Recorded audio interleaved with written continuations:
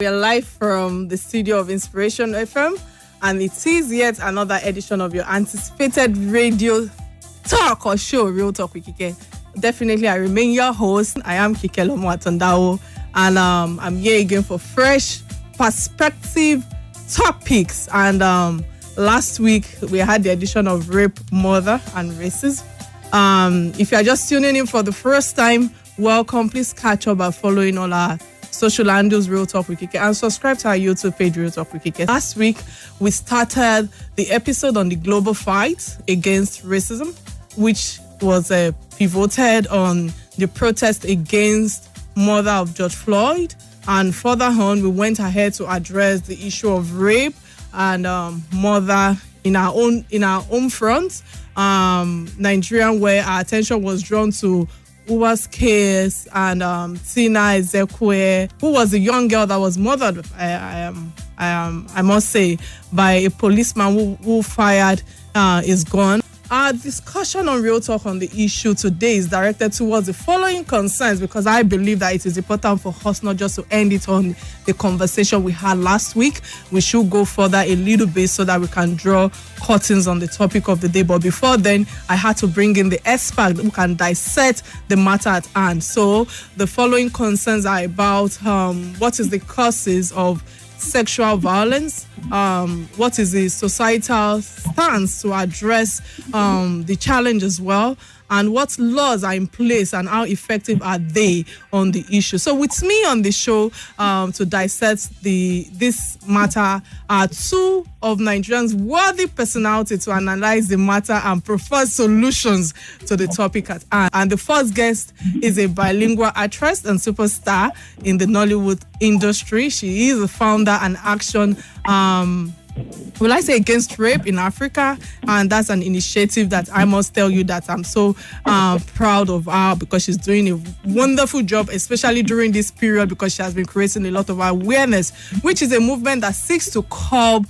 the rape and bring its perpetrators to books in Africa. So on the show with me is Foluke Daramola-Salako. You're welcome on the show today. Please, I need some shekere for her right now.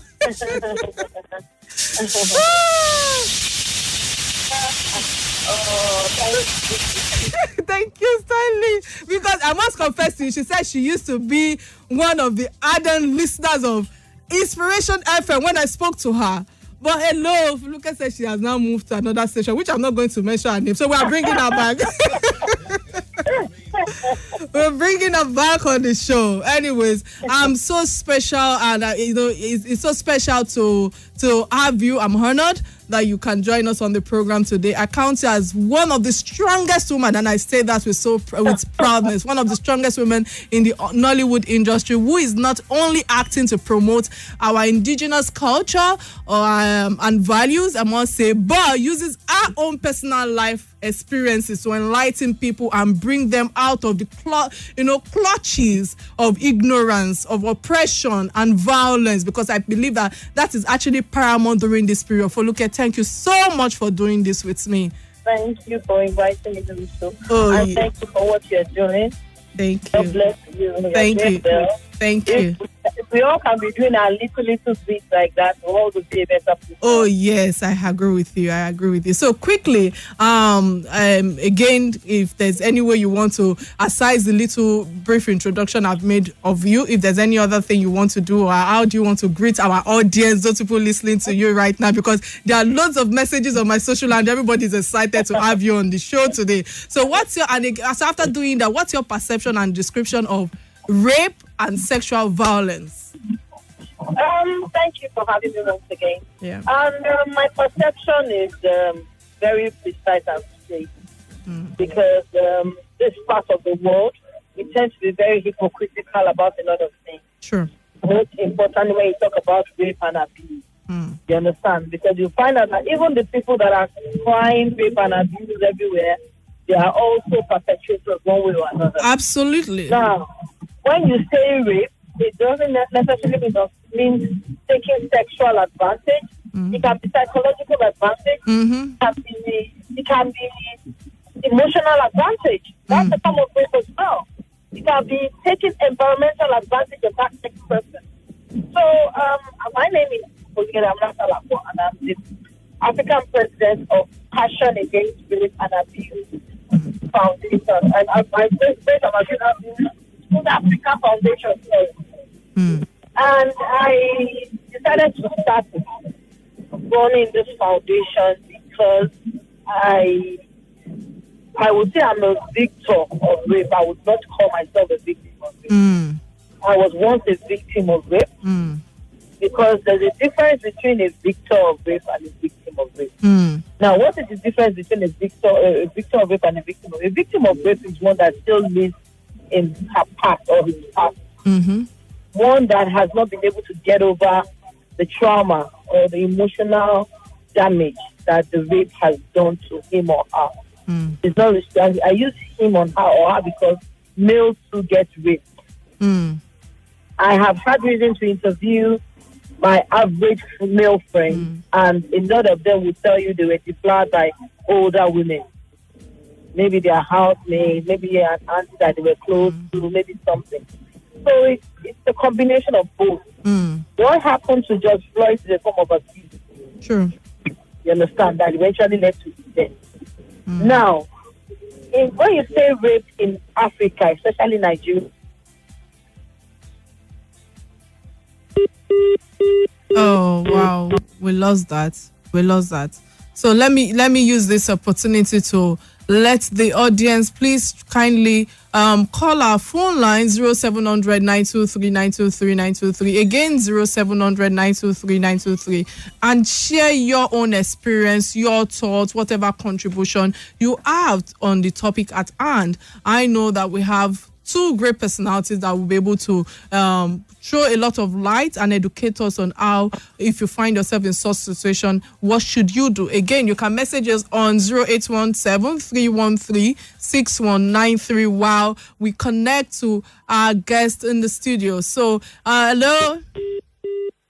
Okay. So we lost her again. So, in all of this, it's so unfortunate that we can be going through all of these challenges, and when people come out to come and share their stories, is either they are being stigmatized, is either they call them all sort of names. You've seen some family people not even support them as well. I think LA,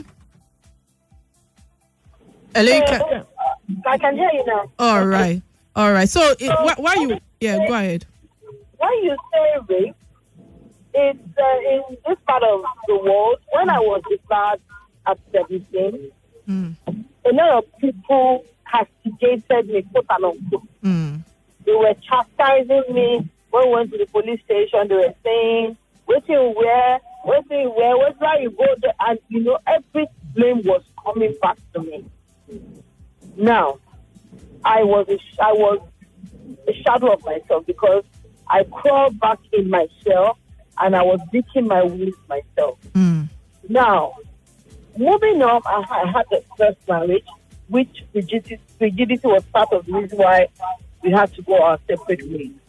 Now, when I came out of my first marriage, I had a friend, male friend, and he told me, the way you are, you need to see a psychiatrist. And I told him, I'm not mad. I said, no, don't be mad people that do see psychiatrists. Some people have emotional and psychological problems that we need to see psychiatrist for. Fortunately for me or for him, he had a friend. We had a mutual friend. I was not so close to him. That was a psychiatrist. So he would always come and speak with me. We'll talk about it. And he told me one germane thing that I've been my watchword. And that is, spill it out. When you spill it out, it won't heal. Thank you so much for touching on that, on the illness. And I let me ask you this question, because while you're talking, I know a lot of things are dropping in my head. I know that you mentioned about the emotional side of things. You mentioned the domestic side of violences and all of that. Under sexual violence is also domestic violence. And I believe you have used your own personal experience to liberate a lot of women from this domestic violence. But, while you're sharing your stories about how Nigerians, come after you and all of that, but as of today, I know that you're an experienced person who has also gathered all sorts of experiences from other people's circumstances and all of that. Foluke, how well is Nigeria as a country battling this challenge, if I may ask you? Maybe now that people are more aware, maybe they will start handling it better. But I can tell you for free that it hasn't been handled well. This issue has been swept under the carpet because there's this mentality that when a man takes advantage of a woman in Africa, it is normal. Exactly. And it is not normal. A rape victim is as good as a dead person. Because a rape victim does not have any form of self-esteem in Foluke, can you please hold your thoughts? We have a caller on the line. I didn't want. Oh, we just lost that. I didn't actually want to interrupt you. We have a lot of calls coming in. Yeah, please go ahead. So at the end of the day, we sweep it under the carpet. We say, at least they're not armed robbers. They are not tired of us. They don't understand that being a rapist is worse than all that. Absolutely. Because the moment you are abusing somebody, automatically you have another potential abuser growing. Because let me tell you something. 95% of the people that abuse people have been abused one way or another. Sure. So it is a reflection of what that person has gone through, that person is trying to get on another person or vent on another person. So it's for us to understand that it is something that we have to deal with and deal with appropriately. How do I mean? If you have to see a rapist as a major offender. You have to see an abuser as a major offender. Listen, I'm not saying that either partners should be unfaithful, so therefore you shouldn't caution your partner. But I'm saying that at the end of the day, if two partners are in a relationship and you see that someone is being unfaithful or somebody is being unruly, the least you can do is leave the person. I'm glad you mentioned that. And I think that I have to come back to the dressing. While you're talking, there are a lot of things I can pick. I have thousands of questions I can pick from what you're saying. But, we keep talking, when we keep talking about rape, and everybody keeps saying that rape has nothing to do with dressing. Foluke, as a woman, does that mean that ladies that dress irresponsibly doesn't constitute to a factor of rape? Because whether we like it or not, or let me just say this, or are we indirectly encouraging our ladies to dress irresponsibly? Because I believe that there's some factor in it. I stand to be corrected. I am not saying ladies should dress indecently, but we all.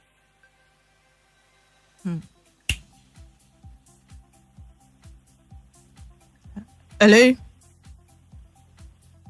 All right, I think we lost again due to all sort of, network is a bit erratic. Again, let me use this opportunity to ask people to call in.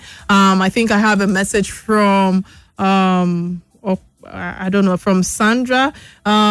She said, "My name is Okwe Kehinde. Sorry, from Ijegun.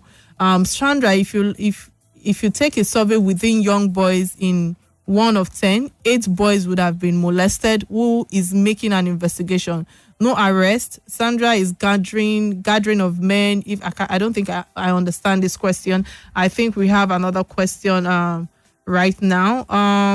Please. Okay, they say, good evening. I am Lilian Achuku on IG. I have a friend who was raped while we were in school in 2019. She left school, crashed out of the house by her parents, and taken on by a prostitute throughout pregnancy.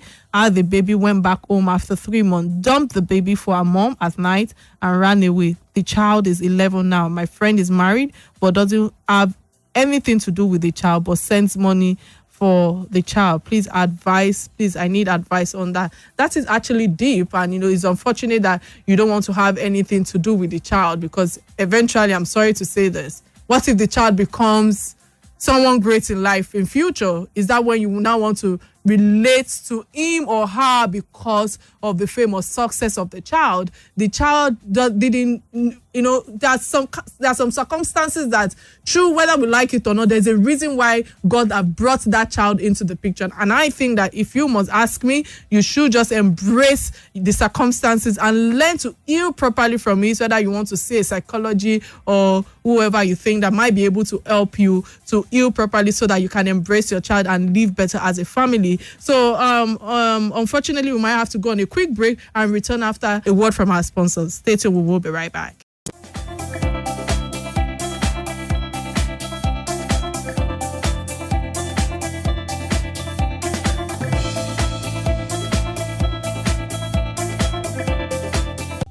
All right, thank you so much for staying tuned with us. We have our guest in the studio right now. Hello, Foluke, are you there? Yes, I'm here. All right, thank you. I guess the network is erratic at the moment. So, Foluke, what is actually happening? Are the voices of the oppressed and the rapes? I wanted to ask, I was answering a question. Yeah, go ahead, please. The question I was responding to is the issue of the dressing. The dressing. Yes. Now, we are not encouraging people to dress anyhow. But at the same time, for instance, in the industry I find myself, sometimes you can have to do the role of a prostitute. You have to do the role of a bad girl. You have to preach it the way it ought to be preached. Now, that aside, do you say because of indecent dressing, that is what is encouraging it? Because most times we have to use our self-discipline. See, we're not animals. It's only animals that will see their partners, their dog. The dog will see a female dog and just jump at her. And when you say what they're wearing, when you're wearing something and you're wearing something different and you're going, that person that is thinking negative thoughts in his brain, why can't he jump at you in the middle of the road and start raping you? So for you to now say it's the dressing that is provoking male to do the act that they are doing, it's not about the dressing. It's about the fact that most male or whoever needs to attach self-discipline to whatever they are doing. Really? Okay. Yeah. Yes, it is self-discipline. Because in the West, it is a crime. They know that it's a crime for them to rape anybody. It's as bad as if you're with a woman in a room and you're already feeling like you want to get down with each other. The moment that lady says stop, your sense of reason will tell you to stop, and that's it. So if a man can discipline himself to that extent, then you should be able to discipline yourself to know that this is a no-no. All right. Besides that the younger generation, 13, 12-year-old girls that are being raped, are old women, are those of the repercussion of provocative dressing as well? Yeah, I hear you, Foluke, and I agree with you. But, listening to you from the concession of your NGO, it shows that 75% of rape cases are perpetrated by religious leaders, to be honest. Yes. And a disturbing failure from these religious quarters, so to speak. So how do we address our religious leaders in a situation like this? Religious leaders as your God. They are humans like us. We Africans, especially maybe Nigerians, we place our religious leaders as God, that they don't have feelings. They have feelings. They have blood running through their veins. Yeah, the best of men are men. Exactly. So when you place your pastor, your alpha, your whoever in the position of your God, then there's a problem. The Uma story is taking a new dimension now. We hear there was a pastor that was going to meet or something. That is what we are just already on the social media. All right, Foluke, can you hold your thoughts? We have a caller on the line. Hello, what's your name and where you calling from, please?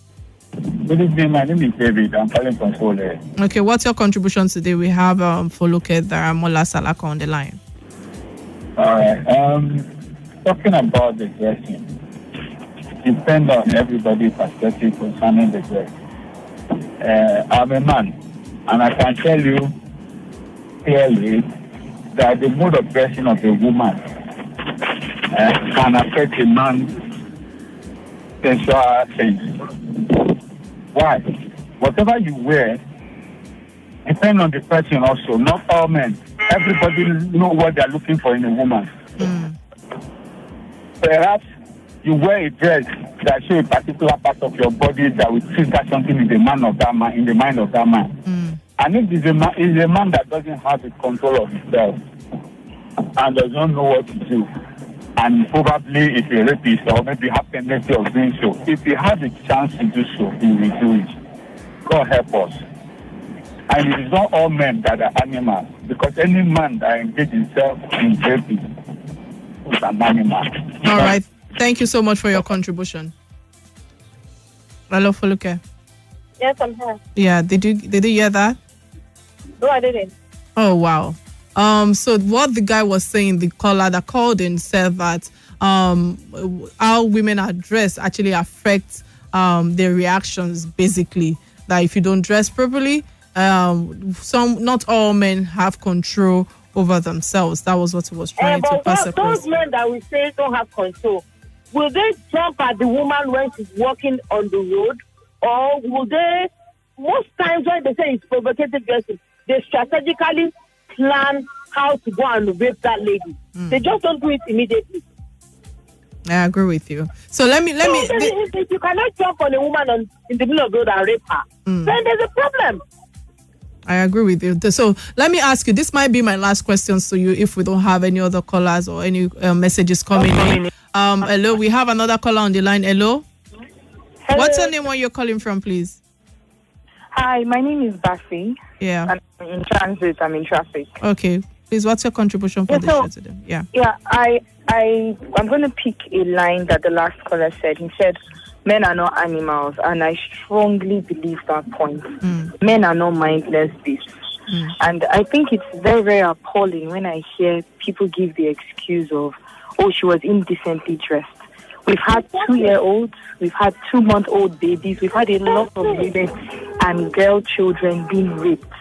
There are children that ooze no ounce of sexual appeal whatsoever, and we've had them raped. We've had older women raped. So the issue of a woman being indecently dressed is a very, very disgusting and mindless excuse as far as I'm concerned. I had a conversation with a friend once, and he said, oh, that girl was hawking something on the road. And he said, oh, look at the way she's dressed. If somebody touches her now, she will complain. And I asked him straight, flat out, if you see a mad woman stark naked, would you jump at her? You've said it all. Thank you so much for your contribution. Foluke, what do you have to say to that? Is there anything you have to add to? It's so spot on. Yes, so my mind. It's spot on. Yeah. So Foluke, this might be my last question. This might be my last question to you. Majority of families of rape victims have not been helpful, like your earlier stage, which you established while you were talking, and in establishing also injustice, especially in the local and less educated regions of the country. I think that the orientation with the people is rather trivial on the dangers or gravity of sexual violence. So how do we work on the reorientation of these masses on sexual violences? Because I think that is important for people to understand how they need to accept this topic at hand and look for how we can do justice to it. What's your contribution to that? Basically, I run campaigns because in my foundation we understand that the campaign we are running for higher institutions is different from the one you run for secondary school. The one you are running for secondary school is different from the one you run for grassroots environment. Now, for most grassroots environments, you find out that the parents take a lot of things for granted. When they are going to sell their market or they are going to sell their store, they will drop their daughters with Brother Lagbaja on Kutamedu. And at the end of the day, they believe that the daughter is safe with them. Now, if anything happens, they don't even study their children as bad as when a child that used to be quiet becomes deviant, or when a child that used to be so boisterous and fun-loving suddenly becomes withdrawn. So how do I mean? For each parent, you have to be able to know your world and never take anything for granted. It doesn't cost money. You don't have to be a rich person to know how to deal with things like this. In fact, you said you have to deal with it. Also, I did a campaign in PARAA about 2 years ago. What was the campaign? I said, listen, for people that are masses, that do not have money at all and have a room, get a curtain to spread your room, to dissect your room, because men are motivated by what they see. When siblings see the nakedness of one another, it is very dangerous. When children see the nakedness of their parents, it is a form of abuse to them.